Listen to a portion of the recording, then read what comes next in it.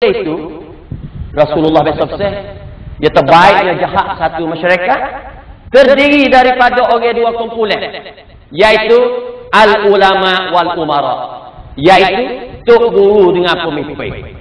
Tok guru, tok imam dengan ayu obata dengan tok nebak. Putih dengan tok guru pun. Soalnya dua ni yang kena guru. Tidak yang ada selehing. Selehing mana? Tok guru, tok imam ajak masuk subjek, punam ajak masuk karaoke. Dia nak selehing. Pening tak ya? Oleh itu, al-ulama wal umara yang kena gigu. Barulah kita tu nak boleh buat satu tugas dalam saat dunia ni mau kepada jalan keluar mengikut hak Islam ajar ni, maka kita perlu kepada seorang, dua orang, tiga orang pemimpin mengikut keadaan yang bertepatnya. Terutamanya dalam negara kita bernasib baik kerana ada peluang pilih pemimpin. Kita ada peluang nak sanha pemimpin. Kita ada peluang nak tentang pemimpin. Islam dah berlaku tiga-tiga tu. Tentang sanha lerk tang mengikut keadaan. Tapi ada ciri-ciri dia, ada cara dia, ada kaedah dia. Maka yang pentingnya dalam seorang pemimpin ni dia pasti bersifat dengan sempurna mengikut syarat-syarat yang Islam tu tentu. Maka hari ni bernasabah kita mai dipung dia, maka saya cuba nak baca sifat pemimpin kepada ibu kita tahu supaya menjadi padume, jadi neutral. Biar kita nak letak pemimpin. Ada kita ni pilih kucah barang, ikut rasa, ikut kandak, ikut nafsu, ikut awak, tak boleh Islam. Maka marilah kita dengar sifat pemimpin yang di dalam satu buku dia sebut, dia kata ada 13 sifat. Yang pertama, sifat pemimpin mesti orang yang bertakwa kepada Allah. Kau pertama tu takut Tuhan. Yalah ni terutamanya, kalau tak takut Tuhan ni dia buat belaka.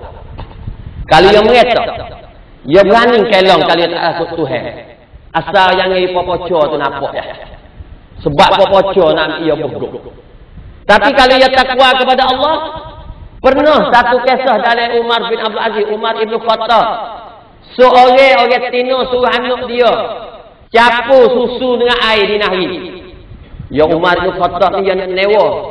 Dia ada ceroboh di malam. Dia newa ni takutnya rakyat tu susah. Maka dekat-dekat di nahri belum waktu subuh, dia pergi jumpalah satu buah rumah yang orang dua orang tengah duduk kecek, iaitu mak dengan anak tino.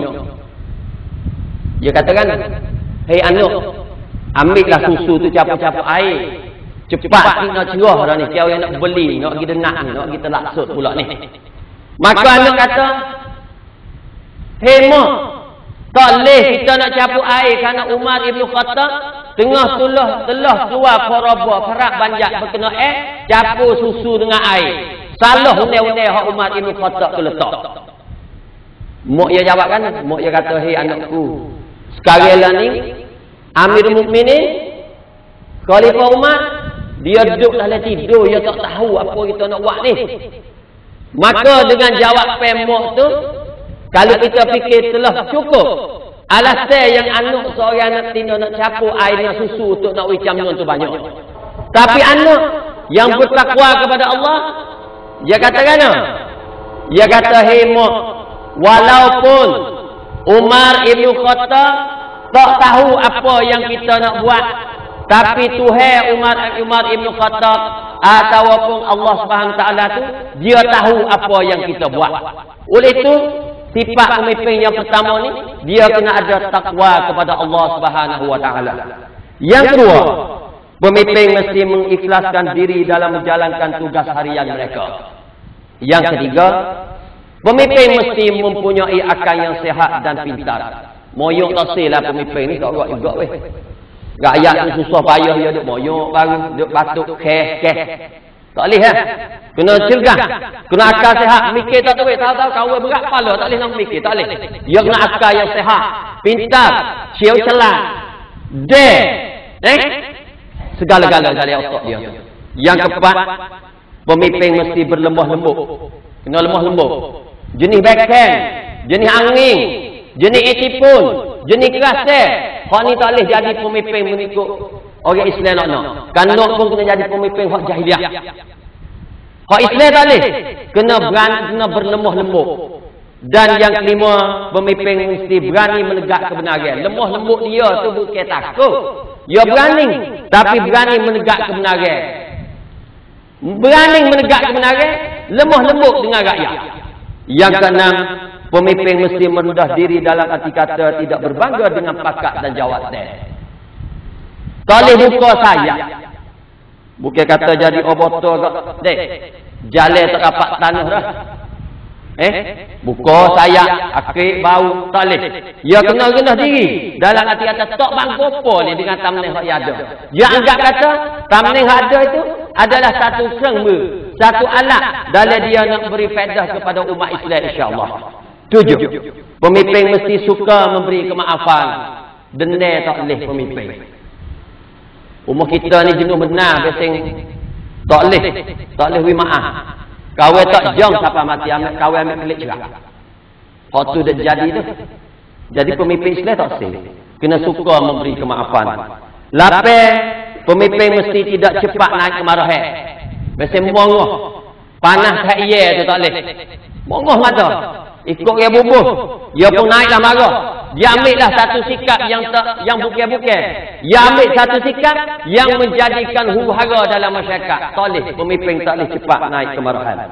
9. Pemimpin mesti menepatkan janji. 10. Pemimpin mesti menjauh diri dalam kemungkaran. Benda mungkar kena jauh. Nak pakat ipak tak boleh lah pemimpin. Termasuk juga mungkar yang berlaku dalam kanun-kanun pokrom.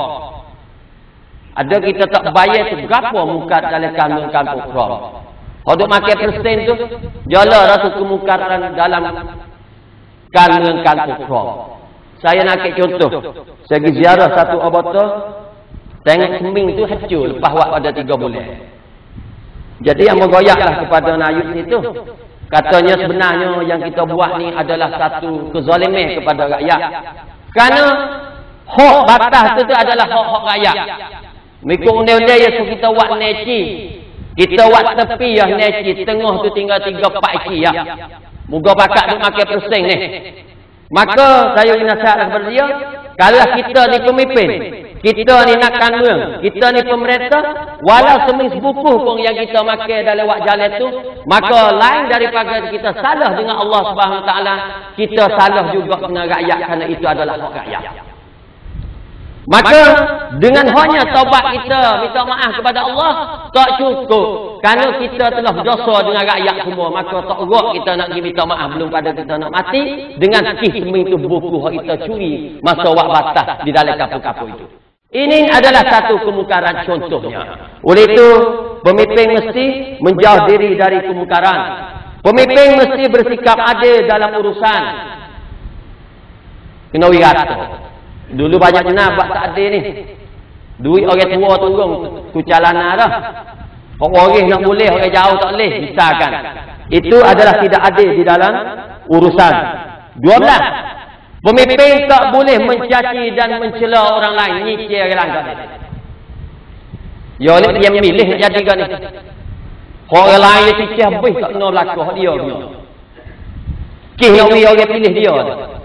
Golek nak berlaku kau milih.